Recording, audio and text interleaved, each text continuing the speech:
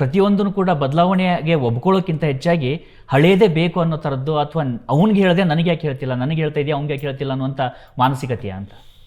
ಅದೆಲ್ಲ ಅವ್ರನ್ನವ್ರು ಕ್ವಶನ್ ಮಾಡ್ಕೊಬೇಕಷ್ಟೇ. ಇದು ಇನ್ನೊಬ್ಬರಿಗೆ ಹೇಳೋದಕ್ಕಿಂತ ನಾನು ಕ್ವಶನ್ ಮಾಡ್ಕೊಬೇಕು. ನಾನು ಇನ್ನೊಂದು ಸಿನಿಮಾ ಮಾಡಬೇಕು ಅಂದರೆ ಏನರ ಬಗ್ಗೆ ಮಾಡಲಿ, ಯಾವ ಥರ ಮಾಡಲಿ ಅಂತ ನಾನು ಕ್ವಶನ್ ಮಾಡ್ಕೊತೀನಿ. ಸೊ ಆ ಥರ ಅದು. ನೀವು UAE ನೋಡ್ತಾ ಇದ್ದಾಗ ಒಂದು ಕಡೆ ತೋರಿಸ್ತಾ ಹೋಗ್ತೀರಿ, ಹೇಗೆ ಆಳುವಂಥವರು ಗಮನವನ್ನು ತಪ್ಪಿಸ್ತಾ ಹೋಗ್ತಾರೆ, ಮೊಬೈಲನ್ನು ಹೇಗೆ ಕೊಡ್ತಾರೆ, ಡಾಟಾಗಳು ಕಡಿಮೆ ಆಗ್ತಾ ಹೋಗುತ್ತೆ. ಇಲ್ಲಿ ನಾವು ಅದನ್ನೇ ನಾನು ಹೇಳ್ತಾ ಇರೋದು, ಪರ್ಸೆಪ್ಷನ್ ಆ್ಯಂಡ್ ರಿಯಾಲಿಟಿ. ನಿಮ್ಮನ್ನು ಒಂದೊಂದು ಸಿನಿಮಾದಲ್ಲೂ ಒಂದೊಂದು ಪರ್ಸೆಪ್ಷನಲ್ಲಿ ನೀವು ನಮಗೆ ಒಂದೊಂದು ಥರ ಕಾಣಿಸ್ತಾ ಹೋಗ್ತೀರ. ಅದನ್ನು ನೋಡ್ತಾ ಇದ್ದಾಗ ಹಾಗಿದ್ರೆ ಅಭಿವೃದ್ಧಿ ಅನ್ನುವಂಥದ್ದು ಬೇಡವಾ? ಅಭಿವೃದ್ಧಿ ಆಗೋದಾದರೆ ಅದನ್ನು ಸರಿಯಾಗಿ ಬಳಕೆ ಮಾಡ್ಕೊಳ್ಳೋದಕ್ಕೆ ನಾವು ಸಿದ್ಧರಾಗಿಲ್ವಾ ಅಂತ. ಅಲ್ಲ, ಎಗೈನ್ ಅದೇ ನಮ್ಮ ಮೇಲೆ ಡಿಪೆಂಡ್ ಆಗುತ್ತೆ. ಅದು ನನಗೆ ಬೇಕಾ ಬೇಡವಾ, ನಾನು ಹೆಂಗೆ ಸಿದ್ಧತೆ ಮಾಡ್ಕೊಬೇಕು. ಸೊ ಇದ್ರ ಮೇಲೆ ಡಿಪೆಂಡ್ ಆಗುತ್ತಲ್ವ ಎಲ್ಲ. ಎವ್ರಿಥಿಂಗ್ ಈಸ್ ಕೊನೆಗೆ ಯದ್ಭಾವಂ ತದ್ಭವತಿ ಅಂತ. ಆ ಯದ್ಭಾವಂ ತದ್ಭವತಿ ನಿಜಕ್ಕೂ ಖಂಡಿತವಾಗಿ ಹೇಗೆ ಭಾವ ಇರುತ್ತೆ ಹಾಗೆ ಕಾಣಿಸ್ತಾ ಹೋಗುತ್ತೆ ಅನ್ನೋವಂಥದ್ದು. ಆದರೆ ಹಾಗೆ ಭಾವದಲ್ಲೇ ಕಲಬೆರಕೆ ಆಗ್ತಾ ಹೋಗೋದಾದರೆ ನಿಜವಾದ ಭಾವವನ್ನು ಹೇಗೆ ಹುಡುಕುವಂಥದ್ದು? ಕಲಬೆರಕೆನೇ ಭಾವ ಆದರೆ ಏನು ಮಾಡ್ತೀರಾ? ಸೊ ಮತ್ತೆ ನನ್ನ ಮೂವಿಯಿಂದನೇ ನಿಮ್ಮನ್ನು ನಾನು ಪರ್ಸೆಪ್ಷನ್, ಅದಕ್ಕೆ ನಾನು ಹೇಳ್ತಾ ಇರೋದು perception and reality. Who is real Upendra ಅಂತ ನಮಗೆ ಇನ್ನೂ ಕನ್ಫ್ಯೂಷನ್ ಆಗ್ತಾ ಇದೆ ಅಂತ. ಒಂದೊಂದು ಸಿನಿಮಾದಲ್ಲಿ ಈಗ ನೀವು ಡೌರಿ ವಿರುದ್ಧ ಅವತ್ತೇ ಮಾತನಾಡಿದ್ರಿ, ಸಿನಿಮಾ ಗೆದ್ದಿದ್ದು ನಿಜ, ತರಲೆ ನನ್ನ ಮಗದಲ್ಲಿ. ಆದರೆ ಆ ಥರ ಒಂದು ಕಾಮಿಡಿ ಅಂತ ಒಂದು ಸಬ್ಜೆಕ್ಟನ್ನು ತೊಗೋಬೇಕಂತ ಅವತ್ತೇ ಹೇಗೆ ಅನ್ನಿಸ್ತು ನಿಮಗೆ ಅಂತ? ಯಾಕೆ ನಾರ್ಮಲಾಗಿ ನೀವು ಸಿನಿಮಾ ಮಾಡ್ಬೋದಿತ್ತಲ್ಲ?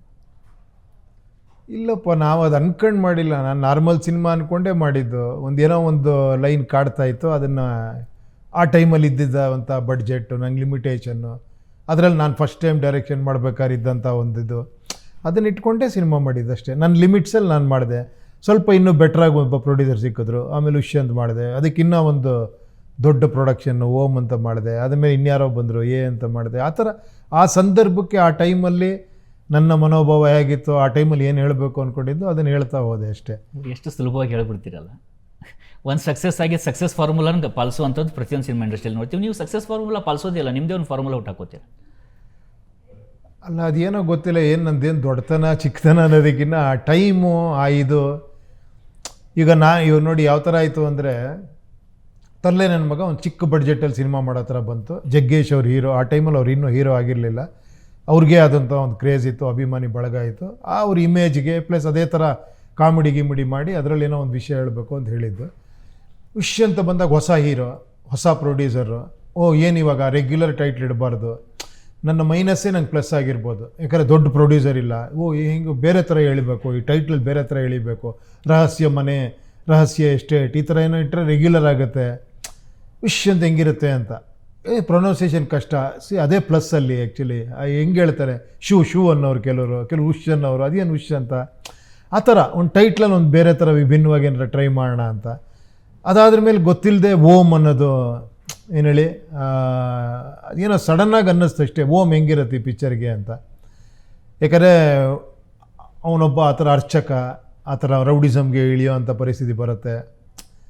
ಸೊ ಅದಕ್ಕೆ ಆ ಥರ ಟೈಟ್ಲು, ಅದು ಆ ಟೈಮ್ ಮಾಡಿಸ್ಕೊಂಡೋಯ್ತು ಅಂತಲೇ ಹೇಳ್ಬೇಕು, ನಾವು ಮಾಡಿದ್ವಿ ಅನ್ನೋದಕ್ಕಿಂತ.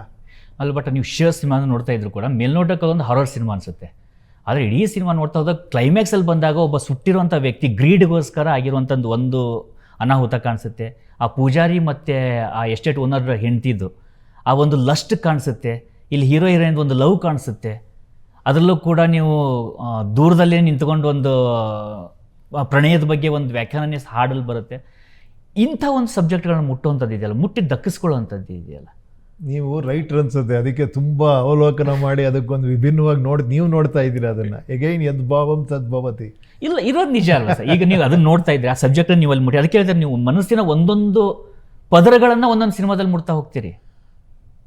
ಆ ಥರ ಏನು ನಾನೇನು ಹಾಗೆಲ್ಲ ಯೋಚನೆ ಮಾಡಿಲ್ಲ. ಅದು ಆ್ಯಕ್ಚುಲಿ ಏನೋ ಆ ಸಂದರ್ಭ ಮಾಡಿಸ್ಕೊಂಡು ಹೋಯ್ತು ಅಷ್ಟೇ. ಇದನ್ನು ನೀವು ಇವಾಗ ಹೊಗಳ್ತಾ ಇದ್ರೆ ನಮಗೆ ಖುಷಿ ಆಗುತ್ತೆ ಅಷ್ಟೇ.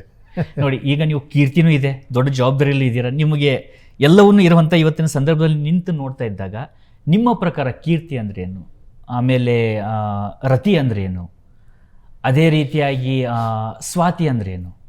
ಅದೇ ಅದು ಆ ಪಿಕ್ಚರಲ್ಲಿ ಹೇಳಿದ್ದೀನಲ್ಲ, ಒಂದು ಜವಾಬ್ದಾರಿ ಇರುತ್ತೆ, ಒಂದು ನಮ್ಮದೇ ಆದ ಪರ್ಸನಲ್. ನಿಮಗದೆಲ್ಲ ಸಿಕ್ಕಿದೆ. ಅದು ಸಿಕ್ಕ ಮೇಲೆ ಕ್ಲೈಮ್ಯಾಕ್ಸ್ ಬರ್ಬೇಕಲ್ವ? ನೀವು ಸಿನಿಮಾದ ಬಿಗಿನಿಂಗಲ್ಲಿ ಹೇಳ್ತೀರಿ, ಕ್ಲೈಮ್ಯಾಕ್ಸಲ್ಲಿ ಕೊನೆಗೆ ಮತ್ತೆ ಒಬ್ಬನೇ ಆಗಿ ಹೋಗೋದಿಲ್ವ ನಾನು? ಈಗ ನಿಮಗೆ ಹೇಗೆ ಅನಿಸುತ್ತೆ? ಅಲ್ಲ ಅದನ್ನು ದೊಡ್ಡವರೇ ಹೇಳ್ಬಿಟ್ಟಿದ್ದಾರೆ ನೋಡಿ, ಫಸ್ಟು ಕಲಿ ಕಲಿ ಕಲಿ ಅಂತಾರೆ, ಆಮೇಲೆ ಮರಿ ಮರಿ ಮರಿ ಅಂತಾರೆ. ಏನು ಹೇಳಿ, ಅದೇ ಜೀವನ. ಮರಿಬೇಕು, ಕಲಿಬೇಕು, ಮರಿಬೇಕು, ಕಲಿಬೇಕು, ಪಾತ್ರೆ ತುಂಬಿಸ್ತಾ ಇರಬೇಕು, ಮತ್ತೆ ಖಾಲಿ ಮಾಡ್ತಾ ಇರಬೇಕು, ಮತ್ತೆ ತುಂಬಿಸ್ಬೇಕು. ಸೊ ಲೈಫು ಹಂಗೆ ತಾನೆ, ಹೊಟ್ಟೆ ತುಂಬ್ತಾ ಇರುತ್ತೆ, ಖಾಲಿ ಆಗ್ತಾ ಇರುತ್ತೆ, ಮತ್ತೆ ಹೊಟ್ಟೆ ತುಂಬಿಸ್ಬೇಕು. ಅದು ನಿರಂತರ, ಬದುಕೇ ಹಂಗಿದೆ ಚಕ್ರ. ಒಂದು ಮಾಸ್ಲೋಸ್ ಎವಲ್ಯೂಷನ್ ಥಿಯರಿ ಅಂತ ಏನೋ ಒಂದಿದೆ, ಮಾಸ್ಲೋಸ್ ಅಂತ ಬಹುತೇಕವಾಗಿ ಅವರಲ್ಲಿ ಹೇಳುವಂಥದ್ದಿದೆ. ಮನುಷ್ಯನಿಗೆ 3 ಪ್ರಮುಖವಾದಂಥ ಘಟ್ಟಗಳಿರ್ತವೆ. ನೀವು ಅದೇ ಉಪೇಂದ್ರದಲ್ಲಿ ಹೇಳಿದಾಗೆ, ಒಂದು ಪ್ರಾರಂಭದಲ್ಲಿ ಹಸಿವೆ ಇರುತ್ತೆ, ಆಮೇಲೆ ಹಸಿವೆ ಪೂರ್ಣ ಆಗ್ತಿದ್ದಾಗೆ ಈಗೋ ಸ್ಯಾಟಿಸ್ಫೈ ಆಗ್ತಿದ್ದಾಗೆ ನಂತರ ಬರುವಂಥದ್ದು ಪ್ರೀತಿ, ಪ್ರಣಯ, ಕಾಮ, ಅದು ಬೇಕು ಅನಿಸುತ್ತೆ. ಅದಾದಮೇಲೆ ಒಂದು ದಿನ ಆದರೂ ನನಗೆ ಕೀರ್ತಿ ಸಿಗಬೇಕು ಅಂತ ಅನಿಸುತ್ತೆ, ಅಟ್ಲೀಸ್ಟ್ ನಾನು ಇಷ್ಟು ಕಷ್ಟಪಡ್ತಿದ್ದೀನಿ ಅಂತ. ಕೊನೆಗೆ ಬಂದಾಗ ಇಷ್ಟೇ ನಾನು ಮಾಡಿದ್ದು, ನನಗೆ ಒಬ್ಬಂಟಿತನನೇ ಬೇಕು ಅನಿಸುತ್ತೆ. ಅಲ್ಲ, ಇನ್ನೊಂದು ಹೇಳ್ತೀನಿ ಕೇಳಿ. ಇವಾಗ ಕೀರ್ತಿ ಅನ್ನೋದು ಹೆಂಗಾಗ್ಬಿಟ್ಟಿದೆ ಅಂದರೆ, ತುಂಬ ಜನ ಹೇಳ್ತಾರೆ ನಾನು ಸತ್ರ ಮೇಲೂ ಬದುಕಿರಬೇಕು ಅಂತ, ನಾನು ಟೆಕ್ಸ್ಟ್ ಬುಕ್ಕಲ್ಲಿ ಬರಬೇಕು, ಏನು ಹೇಳಿ, ನಂದು ಸ್ಟ್ಯಾಚ್ಯೂಗಳಾಗಬೇಕು, ಆ ಥರನೂ ಇದ್ದಾರೆ. ಎಂಡ್ ಆಗಿಲ್ಲ. ವಿಪರ್ಯಾಸ ಅಂದರೆ ಸ್ಟ್ಯಾಚ್ಯೂಗಳಾಗ್ತವೆ, ಆದರೆ ಆ ಸ್ಟ್ಯಾಚ್ಯೂ ಒಳಗೆ ಆದರ್ಶಗಳನ್ನು ಉಗಿದ್ಬಿಟ್ಟು ನಿಲ್ಲಿಸ್ಬಿಡ್ತಾರೆ. ಕರೆಕ್ಟ್ ಅಲ್ವಾ?